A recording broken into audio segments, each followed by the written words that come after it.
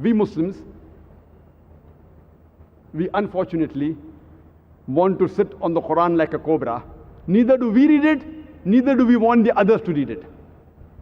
And many of the Muslims, they quote the Quran, saying that Quran cannot be given to the non-Muslim because Allah says in the Quran, and they quote Surah Waqia, chapter number 56, verse number 77 to 80, where it says that this is the Quran which is kept in a tablet well preserved, who none shall touch except those who are pure. It is from the Lord of the worlds. And many Muslims say that, see, the Quran says, none shall touch the Quran except those who are pure. And the non-Muslims, they are najis, they are napak, they are unclean. That is the reason these non-Muslims, they cannot touch the Quran. If we read the Nuzul Quran, why were these verses revealed? We come to know that the mushriks and the kuffars of Makkah, they laid allegation that this Quran, Nauz Billah, are the words of the Satan, the words of Shaitan. Allah reveals this, that none can touch. The Arabic word used is Kitab Maknoon. That means a book well preserved. Kitab Maknoon. This Kitab Maknoon does not refer to this glorious Quran. This book Quran in Arabic is called as a Mus'haf. What the Quran is referring to, if we read cross-reference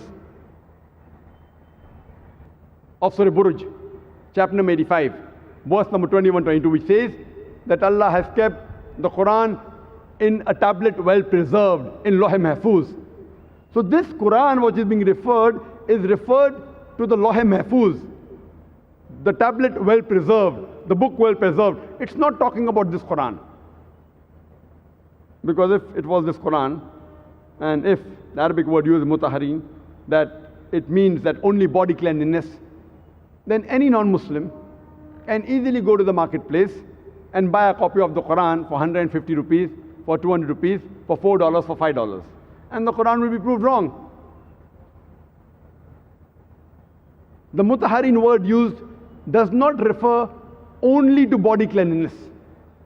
It refers to a person who's pure in heart, in mind, in soul, person who's sinless, referring to the angels, that none will be able to touch the Quran in the tablet well preserved Lawh Mahfuz except the angels, trying to give a reply to the allegations of the mushriks of Makkah that this Quran was not the words of the Satan. So this verse of the Quran does not indicate that a person should be pure in body. If he is, it's good, it is mustahab, alhamdulillah, but it's not a must.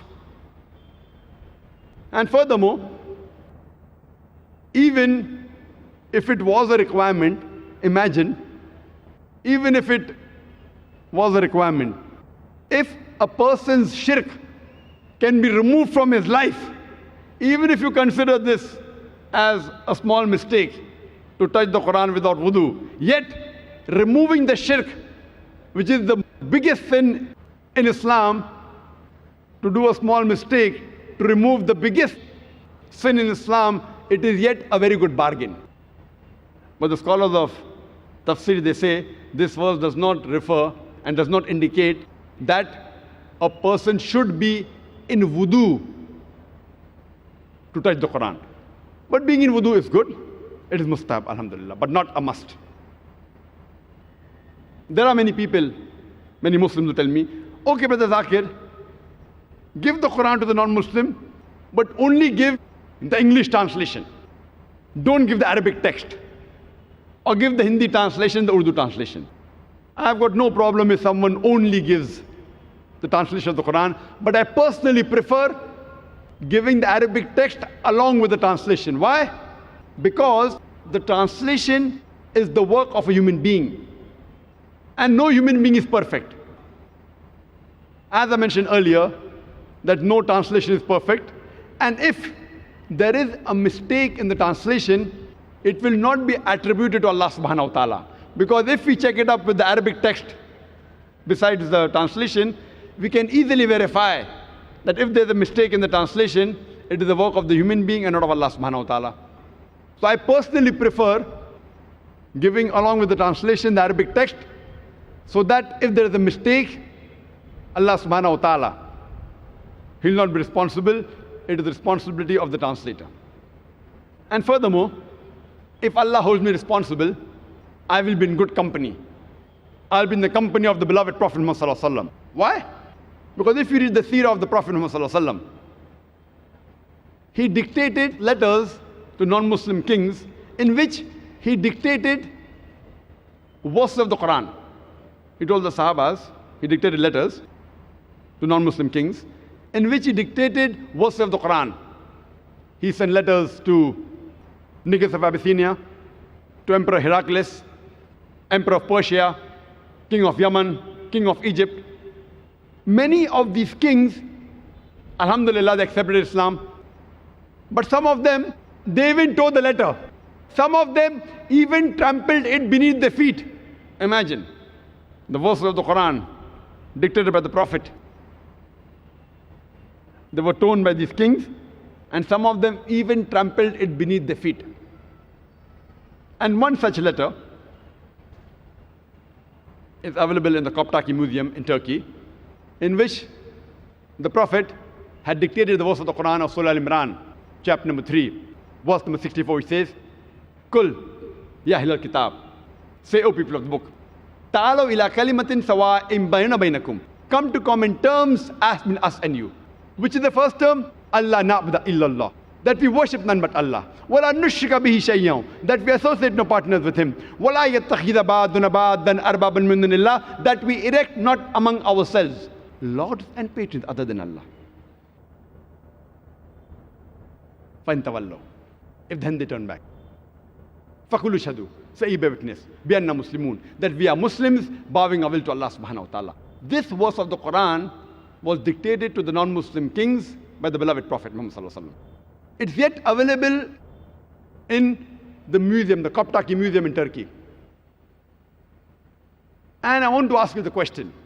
Today, there are about 14 million Arabs who are Coptic Christians, who are Christians since generations. I'm asking the question, which translation of the Quran will you give to these 14 million Coptic Arab Christians? Do you want to translate the Arabic Quran into Arabic again? You'll have to give the original text. To these Christian Arabs who understand Arabic as a language, Arabic is a mother tongue, which translation will you give? Will you give the Urdu translation? Will you give the English translation? You have to give the original kalam of Allah subhanahu wa ta'ala in Arabic. That's the reason I personally prefer, along with the translation, give the original Arabic text. And the Quran was revealed for the whole of humankind, and the last and final messenger, Prophet Muhammad, peace be upon him, was sent as a messenger to the whole of humankind.